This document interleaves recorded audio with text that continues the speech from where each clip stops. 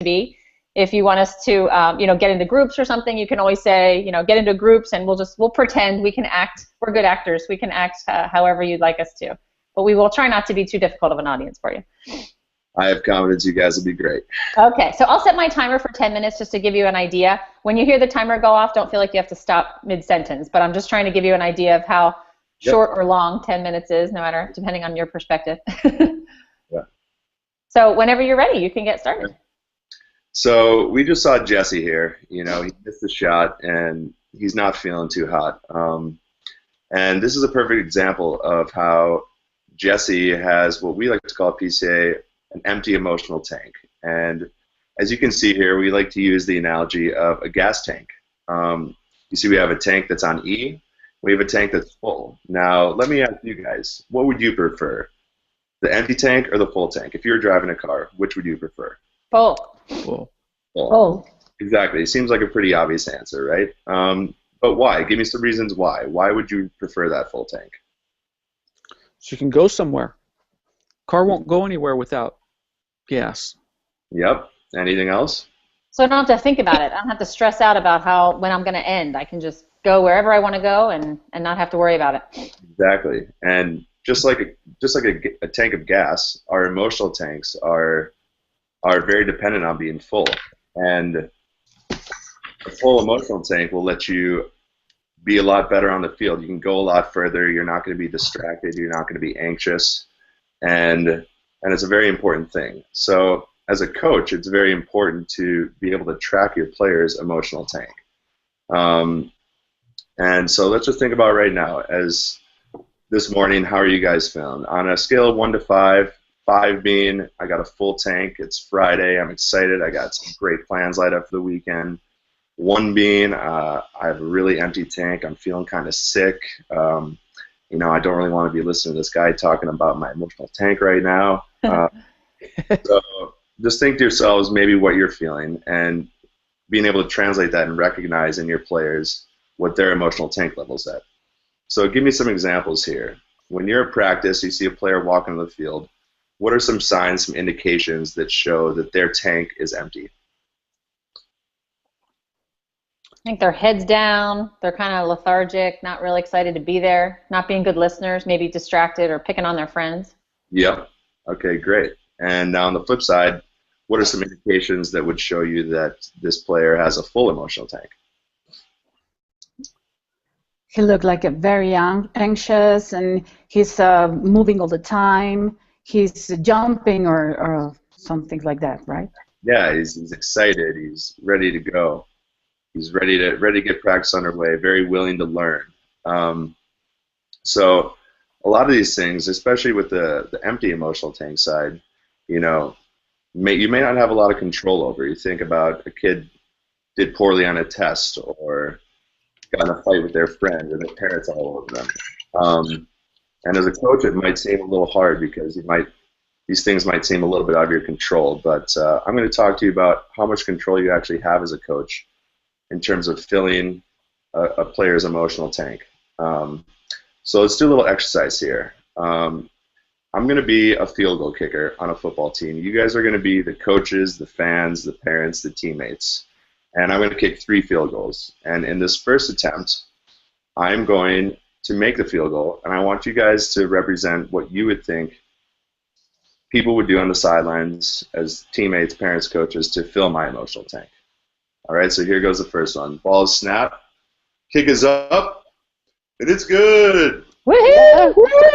Yeah! Oh yeah! Woo!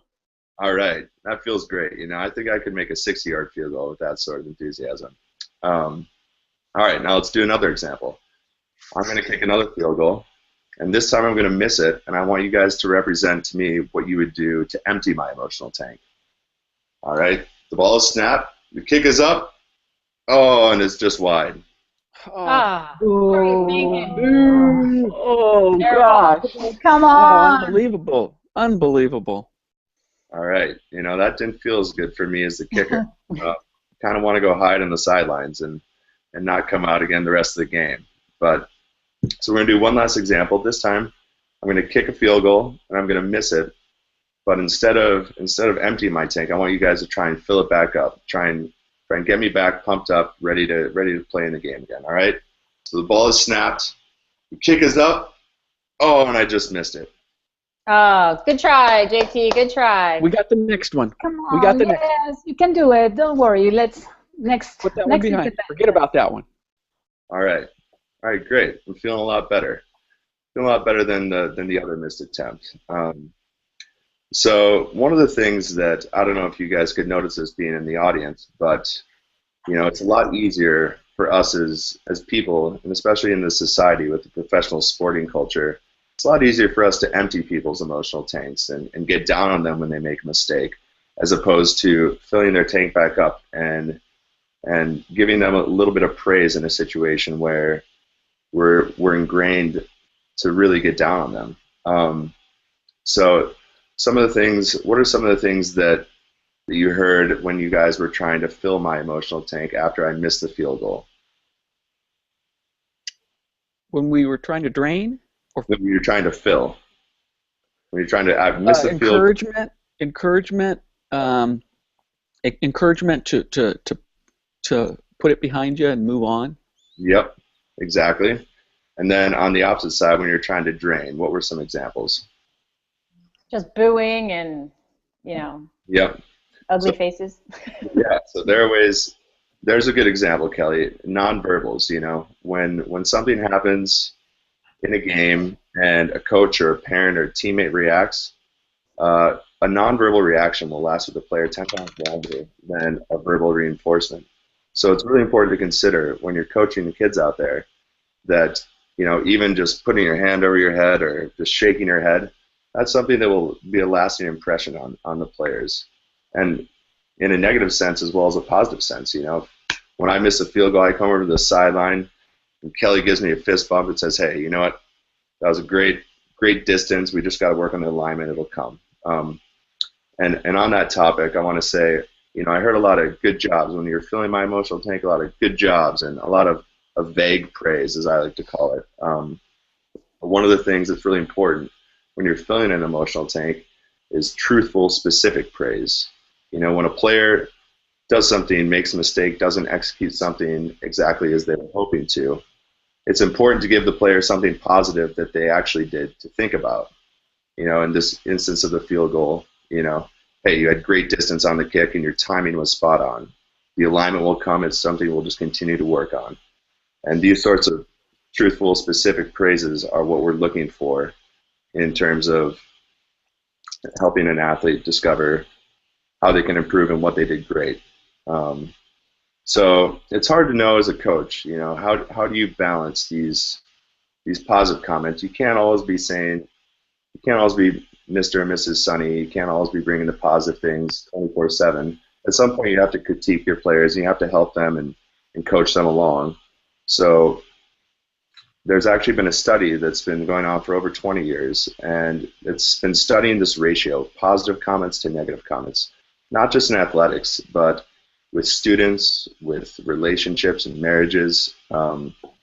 And they have found that there's a ratio which they refer to as the magic ratio. And this is that ratio of positive to negative comments that fits a perfect, it optimizes production, not just in athletics, but relationships last longer, students do better in school. You guys have any idea what this ratio might be from positive to negative? What do you think? Let's say 1-to-1. Anybody think there's a 1-to-1? 2-to-1. 5-to-1. That sounds pretty good. 10-to-1? 5-to-1. 5-to-1? Great job, Melissa. 5-to-1 it is. That is the magic ratio. So it's a really positive tool to use. And you might be thinking to yourselves, 5 positive comments to every one. It's kind of a bit daunting. I gotta say 5 good things to a kid in order to give him a little bit of critique. Well, that's not the case. We're looking at an overall ratio over the course of a day, over the course of a season. You want these positive comments to add up to a 5-to-1 ratio to the critiques, the constructive criticism you're giving your players. And even still, that's a lot to do, you know, over the course of the season. That's a lot to take on as one individual for an entire group of young athletes. So is there any way you guys could think of that you could help disperse this activity amongst other people, or a way to lighten your load? Make sure our assistant coaches understand this and that they do a lot of tank filling too. Yep, that's a great example. That's a great, have your assistant coaches help you out. You know, you have, the more people you have involved in this process, the better. You can effectively, with assistant coaches, you can triple your impact. Anybody else? Anybody else have any other ways? Making sure your parents are in on it too.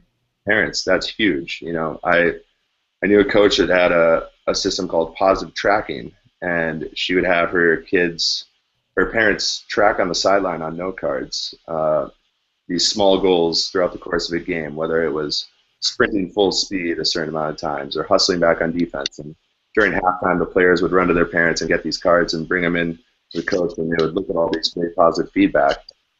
Then they would bring the cards back to their parents, and sometimes they would switch the goals, sometimes they would be the same goals, but you could see a noticeable improvement in the second half because they had this positive reinforcement. They had these positive tracking elements that they were tangible. They were on these cards for them to utilize. And another great way is to get the team involved, you know, early in the season. Explain to the team it's important that their emotional tanks get filled, and that it's going to help not only them as individuals succeed, but it's going to help the team succeed as well. And you can incorporate it into drills, whether or not it's, you know, breaking off into passing drills or shooting drills. Make filling the emotional tank a part of that, and make sure that they know it's an important part of the team, and it's going to be an important part of the success. And it might not come naturally. It's something that's going to take practice like any other skill. But throughout the course of the season, if you improve that element, you're sure to see improvement in the team success. All right, thank you. There's your time. All right, well done. That was fun. What I'd like to do now is just have all of us just mention something that we really liked about JT. What did you think he did well? And then we'll go down and we'll give some feedback and suggestions. So if Lorena or Melissa, you guys would like to start, what did you like most about what JT did? I like the way he involved us in the practice. I mean, when you said that, I mean, to explain the concepts of the beginning, no? Probably I think if you can make this last longer, the involvement, because I lost you, even though I of course maybe it's because I'm not a native English native, but I lost you in some questions. So I don't know. It's my point of view. Thank you. All right, Melissa. Thanks, Lorena. I feel like you knew your topic really well, and you seem really confident in your presentation of it, and you got us involved. I think it's hard to present online and get people really involved, per se, so I think it was well done, and if you were presenting to myself in a class, I would take away what you had as being pretty solidly grounded and usable. Mm-hmm. Thanks. Ruben? Yeah, I liked a lot about it, JT. I guess if I were to pick one thing or try to put it into one thing, I thought you demonstrated a very complete and deep understanding of how we want a PCA workshop experience to be for participants. Thought it was done very well. Mm-hmm. Thanks. I had somebody go last week, and they did not get the audience involved at all, and just rattled through every single principle, and it took about 6 minutes, and he was finished, and he was very concerned about the time. And I just sat there and thought, I was involved throughout the entire 10 minutes you were talking, and you hit every single principle, and you even got all the way through magic ratio and kept us all involved and did a scenario. So I think your pace and your timing were excellent. That's difficult to do, and you did it really well, and I didn't feel rushed at all. Your talk is your cadence of your voice is very calm and very authoritative but humble, and I thought you did a really nice job with that. So I was impressed. I was very impressed as a presenter. All right, what are some suggestions? Lorena, do you have a suggestion, or Melissa? Like I said, I think I lost him because my English is rusty a little bit. So I couldn't. Maybe you will lose me for sure easier because I'm gonna say my presentation in Spanish. So don't mind me today. Okay, that's okay. Melissa? I think if we have a long workshop, that it might help to get people involved in like small groups or move around while doing this. Just because if it's at night after they've probably been to practice already, you have a lot of really good material, and people, if they might start zoning out just from listening, because I think we all know at night, like, you just worn out. But I mean, it's 11 o'clock in the morning here, so I don't really think it's that big of an issue right now. You're still in tune. You're still good. So Melissa, I want to add about that. Just one way to do that, JT, in incorporate to what you did is when you have us drain and fill the emotional tank when you miss the field goal. It's not putting us in groups, but it gets us is have us stand up. Stand up like you're on the sidelines of a football game. You know, or stand up like you're in the stands. Yep. Yeah, just have us do that exercise standing up. Yeah. Okay, I like that. Yeah.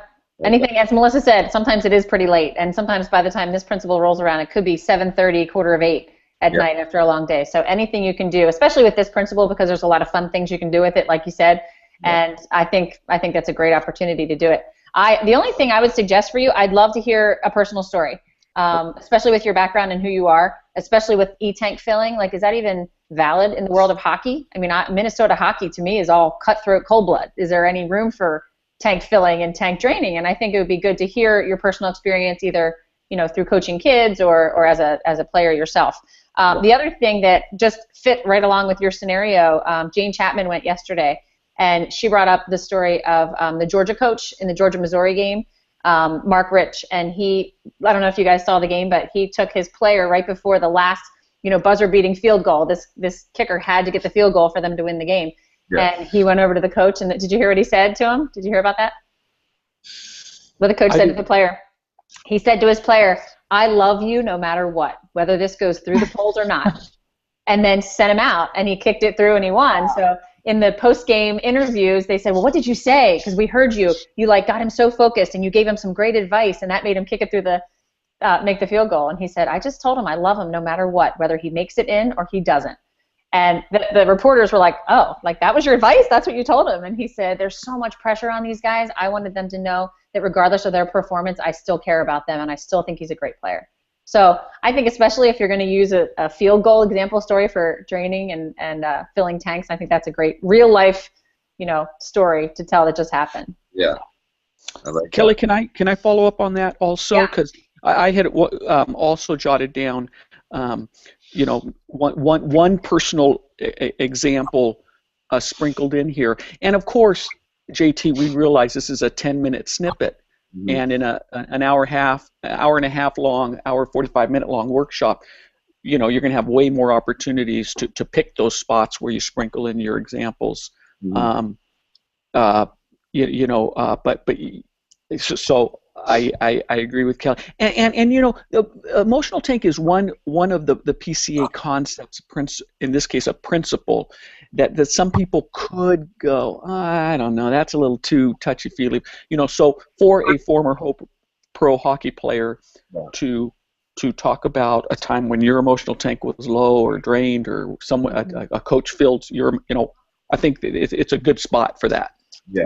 For your personal experience. Yep.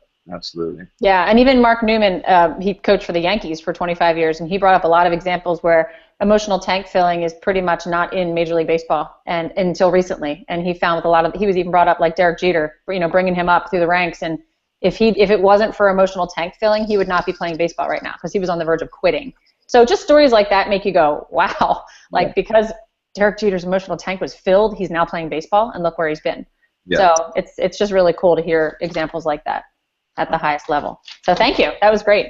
Thank you. Yeah. Kelly, one quick thing for everybody. The research supporting the magic ratio is a body of research. It's many different studies done over the course of 20 years. Okay. Just note there, it's not just one ongoing study. Okay. It's it's a huge body of research that's been conducted over many years that keeps coming back and telling us, if you want great performance, if you want great relationships, way more tank filling than tank draining. Mm-hmm. And also, I don't know if I mentioned this to you guys, I wanted to point out too, someone said PCA did a study, and PCA has not done these studies. PCA has collected the research done by other schools, other studies, other psychologists. So I just wanted to make that clear, because sometimes when you're just rattling off the word, you're like, oh yeah, PCA did a study and found that 5-to-1 is a great ratio. Whereas in fact, we are not a research organization. We just borrow and share research that other people like Melissa do. Yeah. All right. Melissa, would you like to go next? You're on the schedule to go next, or would you like Lorena to go? It doesn't matter to me. I can go. I think I may have slightly misunderstood this, so just bear with me.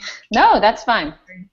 This is just practice. This is just a first time out to get, just to get you used to it. You're going to have a chance at the end when you have more time to prepare to actually go through it. But this is just a chance for you to practice.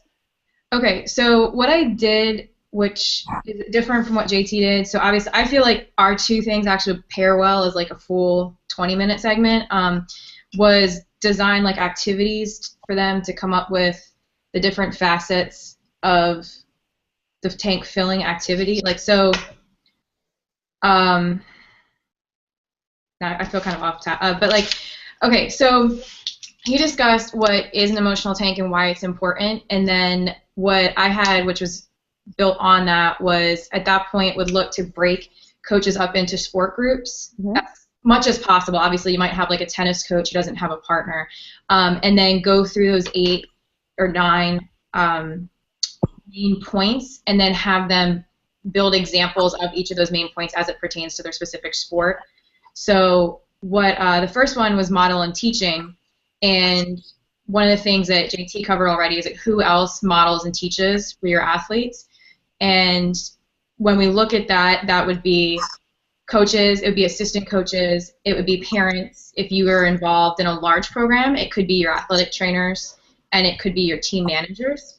So looking at when you leave this workshop, who else do you need to take this material back to and work with and teach, so that you have the same body of vocabulary across all of your support staff.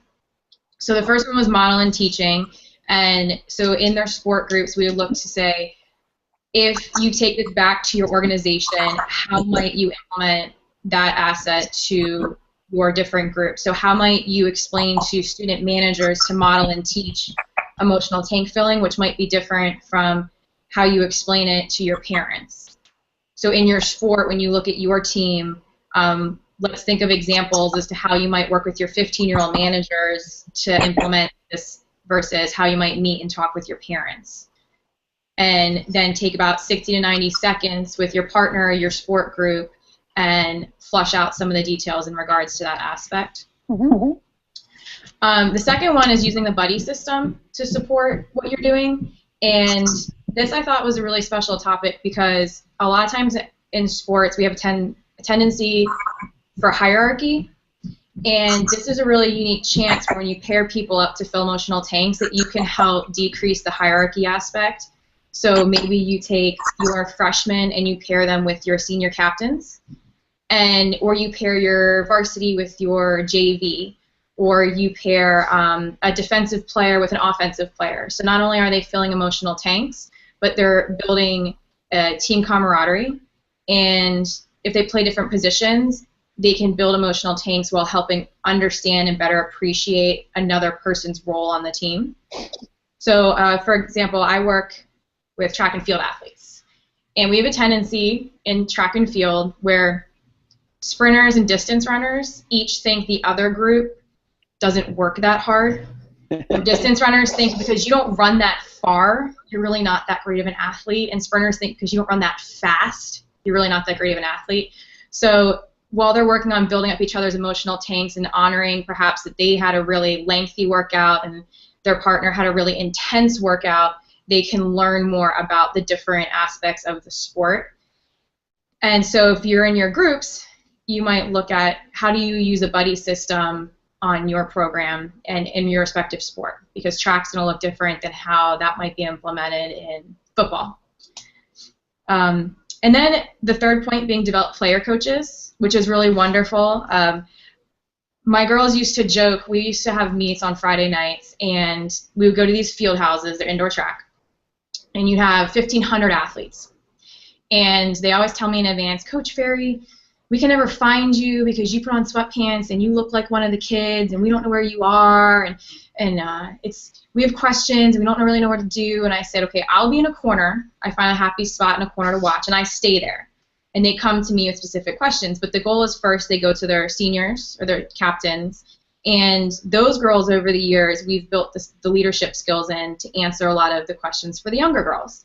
And they're player coaches to me because they can facilitate aspects of the team that I might in practice, but I'm not there for it at that time. So they've been instilled with the confidence from us and our staff that they make the right decisions, and we don't need to be there to trust them to carry those out for others. So over time, we ask them in situations, if we're in the weight room, what should you be doing today? How much should you be lifting? If you're prepping for a race, what should you be eating? And they tell you, and you can confirm it and support it. And then if you're not around next time, like if you're at a state championship and you're at a meeting and they have to go to breakfast on their own, they know what's good for them to eat. They don't need you there to hold their hand through it. And asking for input. So if you have a team as soccer, if you're with your group right now and you're with your soccer coaches, how might your varsity soccer team give you input? Short of 22 people coming to you with 22 ideas, and each person thinks they're excellent and important, which they are, of course. How might you ask for input? So how might your teams, for those of you watching right now, how might your teams approach you with input on practice? Is this with you asking first, or is this them just coming to you? We might have opinions on what we need to work on or what we need to improve the most. Mm-hmm. But how would your team, which could be comprised of a lot of people with a lot of opinions, how would you want them to come together and then present you with an opinion? I'd like them to talk about it first. Yeah, them to talk about it and have maybe a leadership core address the coach, represent the team. Anything else? Maybe they submit stuff to you in writing. Okay, that takes preparation. It shows that they're serious. Mm-hmm. We were at University of Maryland last week, and we got to hear from the wrestling coach, who's very he's very talented. What he said is that he has a group of seniors who are responsible for meeting with the team. They address any concerns. They talk it out among themselves. They resolve anything they can, and then anything that cannot be resolved is brought to an assistant. It's evaluated with an assistant, and then it's brought up to the head coach. And if it's really serious, it will make its way to the head coach, and sometimes it's something that can be developed just among peers. But that's also an age group thing. So the next exercise or the next activity we would want to flush out is if you have a 2-minute drill in your sport, building energy, how might that look in your respective sport? So JT, in hockey, how might you implement a 2-minute drill? I mean, it's just getting the legs going, getting everyone fired up. Sometimes we would do, to start practice, we'd switch hands. And you play opposite hand stick to start practice, something fun that gets everyone involved. And you play like 10 on 10 aside, kind of chaotic, but fun and engaging for the players. Okay. Kelly, how about you? I think for lacrosse, one of the ways that the girls always love rapid fire on the goalie, and we just crank music really loud, like really pump up music, and everybody that takes a shot, you're just cheering. It's just all tank filling, whether the shot goes far left, far right, or not even in the goal. I have half the group cheering, and then right afterwards, the person that shot has to cheer something for the goalie that they just shot on. So it just keeps it constantly loud and moving and fun. Good, I like that. Sometimes a goalkeeper might not get as much credit if the drill is out in the field and they're not shooting, so it's a really good way of bringing in everybody on the field. Lorena, how about you? I was thinking about the same as like cheering all the when you gather your team, your girls or boys all together and just like trying to pump the gas up to the upper level. I'd like to put them all together and shout the name of the team or shout something really, really euphoric, right? They can relate very easily to each other. I've seen this and it's nice. I think that would do. Okay. And Ruben? Yeah, I think of PCA's 2-minute drill, which is where the coach or the whole coaching staff dedicates themselves for 2 minutes to nothing but praise and tank filling and positive recognition, positive body language, refraining from any critique, correction, or nonverbal tank draining. Good. So that might be related back to the shooting drill or using your left hand, where you're using a skill that a lot of people have a lot of anxiety over. This might be the right time frame to encourage just positive accolades or feedback just for the attempt. So you can combine working on a new skill with your 2-minute drill and alleviating a lot of the anxiety that comes with a new activity or new learned facet. So in your sport, if you did a player of the day, that's number 5. You honored a player of the day, which is where the coaching staff will focus on one individual, making sure that they receive positive feedback from every aspect of the staff. How would that look? What kind of positive feedback? Is that? That's time. That's okay. Oh, okay. I'll give you one more minute. Go ahead. A lot faster than I anticipated. Yeah, it's quick. So how might a player of the day be facilitated in your program? What would the responsibility be for you? What would your responsibilities be for your assistant coaches? And would you consider implementing or pulling the parent into this dialogue? So in your sport, let's reflect on that. So JT, how would you facilitate all 3 of those aspects in a session? I think that, it'd be important that the player being recognized was exhibiting effort first and foremost, and qualities that you really want to emphasize the team to be working towards. It's obviously not just things that are recognized on the scoreboard, but the little things, the efforts, the things that go unnoticed oftentimes. I think it's important to incorporate that. As far as incorporating a parent, my initial reaction is no. But maybe you can incorporate the team. Maybe you can incorporate the team into this decision, and if you start establishing what sort of metric you're looking for, especially, I think that could be helpful. Yeah, great. Thank you guys for all of your help and assistance today. Thank you, thank you, thank you. Great.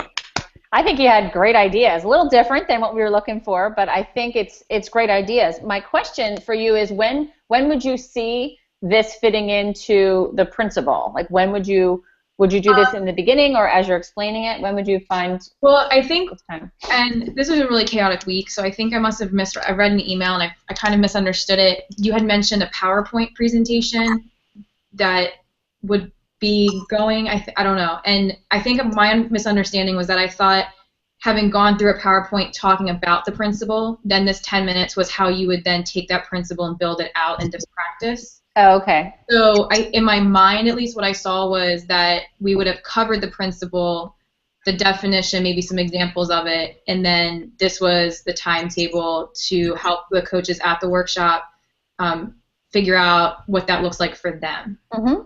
I love it. I mean, I love the idea, and I would love to see it worked out in a workshop. I love to do this type of a thing, and that's basically what we do. We explain the principle using some examples, getting some interaction, and then, at the end of the principle, you do have time. That's where we always say, mention a tool, 1 or the 2 tools. Getting through 6 tools in a big group might be a little bit challenging for time to be able to do it. Like, I think part of me when I was, like, doing this is if if this was like an actual class where we met and like let's say this presentation was actually done in person, having created a worksheet in advance with like the 9 blocks on it, and when you break out into your groups, you write down your ideas, and then you could take that back to, let's say, like a staff meeting. Yeah. You could either run copies of it, or you could just go back with your notes as pertains to each facet, and whatnot. So it was, I don't know.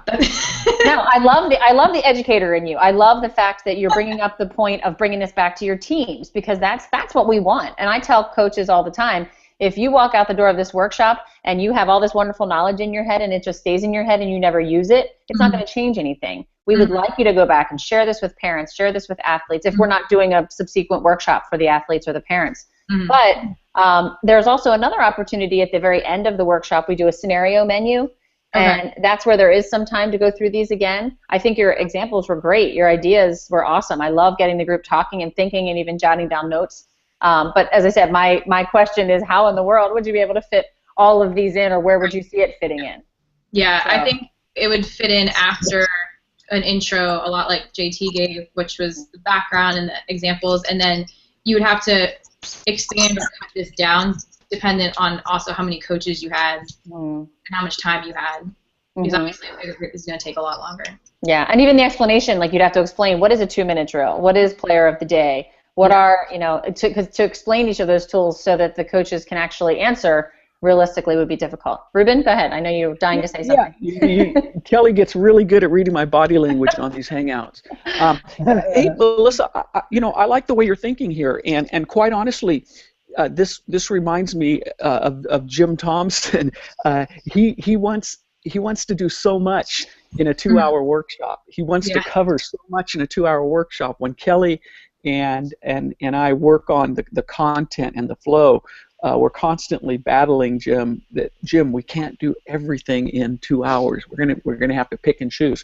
And I think this is a case of that, Melissa. I think you're bringing in more tools, which coaches love and want, and you're bringing in activity, which is what we want in a workshop. So I think you just pare it down, and maybe there's lots of ways. You'll keep thinking about how you want to do this, but maybe you start the emotional tank section by explaining one of these in 60 seconds. 2-minute. Here's 2-minute drill. Blah blah blah blah, and then you let them work with a partner or group. What does this look like in your sport? Okay. Then you could go through the principle like JT did, and then maybe you finish with another one. So I would not come in with a worksheet with the 9 areas. I would steer you away from that. I would do something like this and think about it and pare it down. Great, thank you. Yep. Absolutely. JT or Lorena, did you guys have any comments for Melissa? I was just really impressed about how she handled the whole information, even though she was not prepared by 100%. But she really had any examples for each of the stuff that she talked about, and she was very precise on the examples. So I really liked her, even though she was not really 100% prepared. Thank you, Melissa, for sharing. I really like how you related it back to our own sports, and it just made it a little more tangible for me to translate a lot of those things. You start thinking about how you're going to translate that into practice and into your own athletes. I thought that was a really, really great way to go about it. Absolutely. And even from education, when push comes to shove, these are the things the coaches are going to remember. They're not going to remember the bullet points on the slide. They're going to remember what they did in their groups, talking to people, the interaction. So I tend to lean on the side of more activity and group discussion, less PowerPoints and bullets. As I said, my challenge to you is I want to see. I wasn't saying, how are you going to do this? I'm saying I want to see you do it. I want to see you figure out a way to do it. And I've even pitched some things to PCA over the years. And Ruben's come back to me and gone, how do you do that in 20 minutes? and I'm like, all right, I'll show you. I can do it. I'll show you how I do it. And this is how, and sometimes it works better than others. But if you're creative with group management and putting in the bullet points of the principal inside of an activity like this to make sure you hit all the value of nonverbals and value of verbals, and you hit a lot of great points here within this activity, I say go for it. But you just have to make sure that you're spending time to hit the main points too. And I want to add one thing, because I think Lorena, what Lorena meant was that you weren't prepared to do it exactly the way. But clearly you were prepared. Clearly you prepared a lot for this. Yeah, yeah, it's okay. I didn't take it that way. Yeah, okay. Thank you, Ruben. Thank you. You were right. You're right. All right, Lorena, you're up. Okay. I'll try to do it in English. So Melissa and JT will be can criticize me now in a good way, of course. Okay. We're tank fillers, Lorena. We're tank fillers. Thank you. Great. Okay. I'm in front of a crowd of trainers that doesn't know very much about PCA, right? Okay. Mm-hmm. So I'm going to try to explain what is. Do you know that we have a tank, emotional tank? Do you know about that? Don't know about it. The emotional tank is usually you can have it. It's like the tank, like a gasoline tank. Do you know in a car? We have our cars that we have full or empty. Which one of those tanks would you like to drive? In a tank that is full, or in a tank that is empty? Full. Oh, okay. What happens if your tank is in the middle? Let's say it's not empty but not full. What do you think? What do you think about that? Well, you're going to have to, if you're going real far, at some point you'll have to stop for gas, and you probably have to stop earlier than if you had a full tank of gas. Okay. Well, let's see. What happens if your tank is extremely full and you cannot screw the, how do you say the cap? La tapa, como dice, the cap. Okay. And it starts to float. You can see, and it's floating. What happens to that tank? What happens? An overfull tank is almost dangerous. Exactly. What happens if can you start that car with this overflowed tank? No. Why do you think you can start this car? Why is that? What happens if you start this car with all this gasoline pumping out? What happens? It'll explode. Yes, exactly. It can explode and harm yourself. You can harm yourself, and you can harm a lot of people around you, right? So I think, what would you do if your tank is overfull? Can you tell me something, JT? Even though you're in silence, Mike. I think you need to just calm yourself a little bit and be conscious of the people around you. Maybe use some of your full tank to help someone else. Excellent. Yes, yeah, I think it's as dangerous an over full tank is as dangerous an empty tank, right? So can you relate with this? Okay. So in the other way, in the opposite way, what happens if the tank is empty? Your emotional tank is empty. You can't go. You don't want to go anywhere. So, but you have to go. There's no other choice. What can you do about that? Can you tell me something about it, Melissa? If you're on empty and you have to go somewhere, you risk damaging your vehicle. If you're actually driving a car, you could damage your engine. But if it's a person who's running on empty, they could be emotionally traumatized in the long term if they cannot deal with all of the impact of being so drained and not being supported.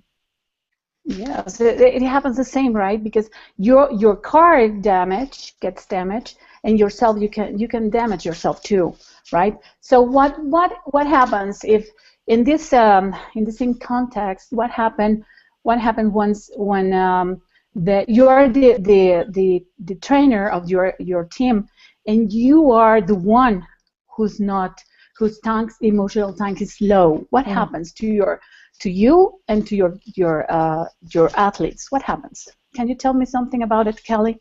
I think you get angry very quickly. You yell, you're embarrassed, you're not very patient with your team. You get frustrated, right? Because your emotional tank is not stable, right?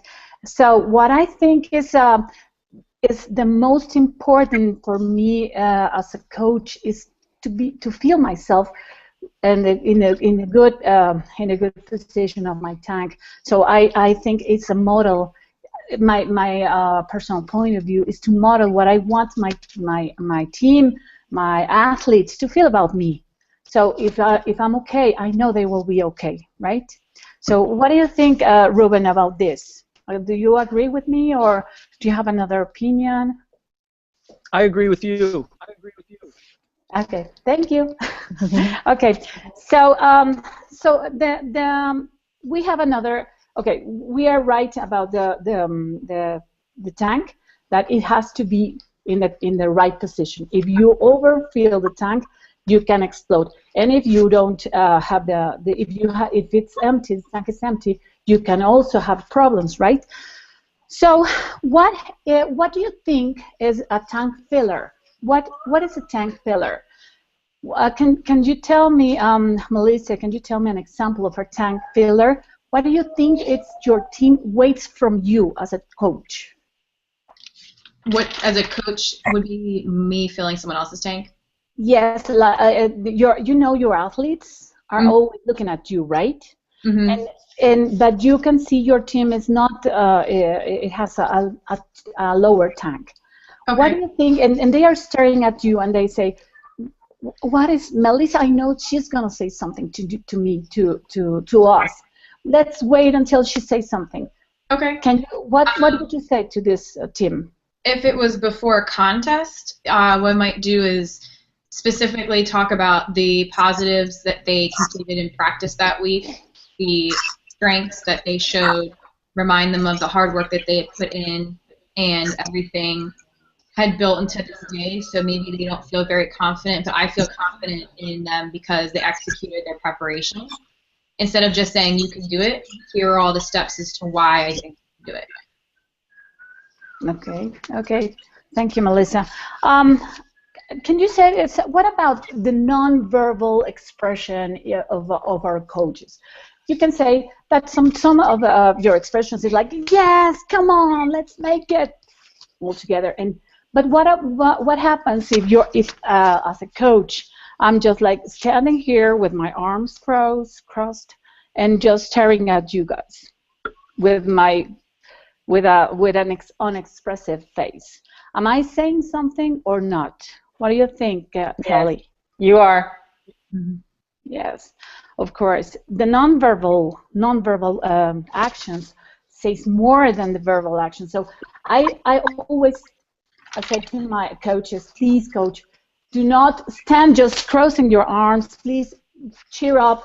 Do something that all your athletes can see. Your emotions are not only screaming, let's go, come on guys, you can make it. No, all this stuff, all these emotions you can also project it on with your only standing, and your face is also very important, that you manage your expressions, your emotional expressions through your face, right? Okay, so what happens? I would like to tell you about this thing that happens just the last week in one of my teams. One of the football team's players, they were losing. It was terrible, almost 0-10. They were losing, and my coach, she was just like, she didn't realize. She was blocked, paralyzed. and we saw her, my colleagues and I, we saw her just standing there. She just paralyzed with her arms crossed, and she was like, oh my God. She saw all the action but couldn't say anything. So as I could approach her in the middle of the time, I could approach her. Come on, you can't. You need to push your team up. You are showing you're stressed. You are not doing anything. Come on, I know you can do it. I know you can do it. And at the second time, she didn't. The team lost, but her emotions, her attitude, her nonverbal actions were more like, "Come on, yes, you can do it." They didn't receive any extra goal, so that I really congratulate her about that, because he was like paralyzed, he couldn't do anything. And after we talked to her, she could put stop to all that massive, goaling she was getting. So these kind of actions, if you can, as a coach, you can transmit this passion or this. Come on, guys, it doesn't matter. You can make it. I like the example that you said about this team. I love you guys, and it doesn't matter what happens. I love you. I know the transition will be excellent. So, in this position, I can talk about the magic ratio. Do you know about the magic ratio? Okay. Just say let's. One thing that it really amazed me. Nobody knows about this. Everybody thinks that is 2-per-1. Not the opposite of criticism. What you say is Praise. To praise against 1. Everybody says that. No, if you say one criticism, you can say two praises. No, it's really not. I would encourage you guys to say 5/1, because this is the magic ratio, and it's proven all over the world that it's really works. So thank you very much, and sorry if is my English not good? No, you did great. Excellent. I love the way you talked. I love your expressions. I think you did a fantastic job. I thought you did very, very well. Yes, absolutely. So JT, Kelly, go ahead, Ruben. Kelly, I have the advantage that I've seen Lorena facilitate in person, and her nonverbals, her spirit, her energy, her animation really is a strength. Besides her, her deep knowledge of sports psychology, and so we got a taste of it here on the Hangout. Since I'm talking, should I keep going, Kelly? Go ahead. A couple things. Go ahead. Lorena, one of the many strengths was your questions and the way you got us thinking. I hadn't thought about an over full tank, quite honestly, emotional tank. I've never thought of it being a problem. I definitely see how it's a problem with a car. I had never really thought about it. Well, could it be a problem for a player? So you really got me thinking. And the conclusion that I think I've come to, and not sure if it's what you meant, is that an overfull tank could lead to overconfidence. Overconfidence. Do you know what I mean by that, Yes, Lorena? sure. In Mexico, Right? we have a saying that it says, "Te ganan las ganas." It's like you're beaten by your own. How can you translate this? Te ganan las ganas. Can you your own success or your own confidence. You're being beaten by your own confidence. It's something that you have so much courage, so much energy to win, that sometimes you can block, just like this. I was playing good, and something happens, and you've been beaten. Okay, your own determination. Your own determination. You want to win so bad that it gets in the way. That I would translate it that way. Yeah, and also I guess an overly full emotional tank could lead to distraction, just like an empty tank. JT and Melissa pointed out, empty tanks, you're distracted. Am I going to get there? So anyway, you got me thinking. So that was one of the things I really enjoyed. Mm-hmm. Okay. Thank you. Mm-hmm. JT or Melissa, do you want to make a comment? One of the things that I would do at the other end of the spectrum, the full tank was, I like how you brought up that point of you go somewhere on an empty tank, and what does that mean? If you have to go somewhere, because if you have an empty tank and you're in a game, you still have to play the game. But to me, the visual that I really drew was, well, you're probably going to run out of gas, and someone's going to have to tow you, your teammates, and you're going to drag everybody down. You're going to make everyone slower, and that was sort of the visualization that I got. I thought it was a very good comparison for when you have an empty tank and you still have to get somewhere, someone else is going to have to pick up your slack and compensate for you. So that was a great visual for me. I really like that. Mm-hmm. Thank you. Great. That's a good point. Melissa? I really like your opening metaphor about the tank, and I think if you're working with young children and you're trying to teach them this concept, that it's a really good way to talk about a very abstract idea of emotions to a younger age group by talking about filling the tank of a car. And so I thought that was really interesting. And then just as I thought you were going to start talking about how we do this for athletes, you talked about how as a coach it was important for you. And I think that was really important, and I hadn't even thought of that when you were talking. I kept thinking of this in regards to athletes, and you talked about how as a coach, if your tank's not full, you parlay that to poor body language and how it affects your athletes. And I thought that was a really excellent point, that we're at this training session to talk about building up our athletes, but we have to also not forget to do that for ourselves. And I thought that was really good. Yeah, I brought up the same thing as a strong positive. I think it was very cool to get you thinking about, as a coach, how when you react, why are you yelling? Why are you screaming? Maybe your tank is low and needs to be filled. I thought that was a very good point. I also can tell, just even though it's through a video screen, I can tell that you're expressive. I can tell you have energy. The look on your face when you're crossing your arms, I'm like, gosh, I get that. That makes sense.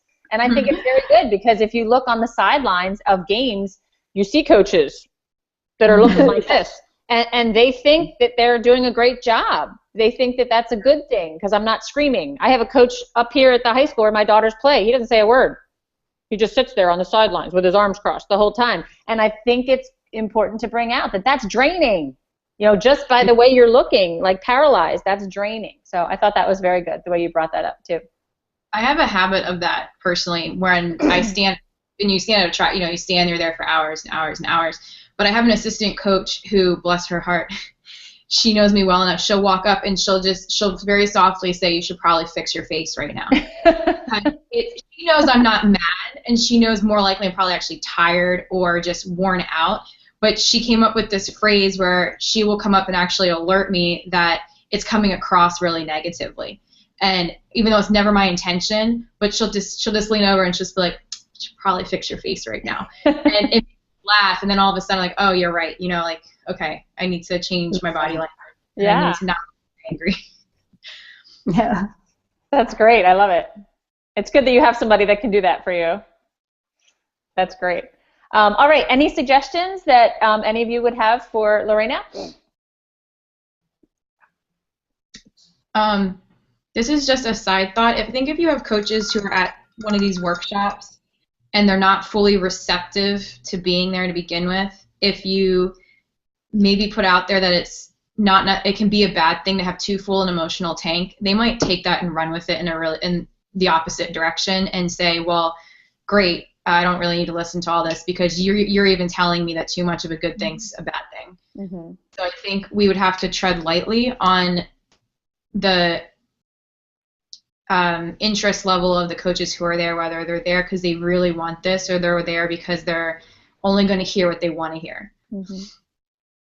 Just to add to that, I put down the same comment about be careful about saying an overly full tank is dangerous, but where I think it is valuable is when we talk about empty praise, when you just say good job, good job, good job, good job, and we are trying to overfill tanks without useful information. I think that would be a good analogy to say, it's like if you keep filling the gas in your car and it keeps overflowing and it's overflowing, that's not good either.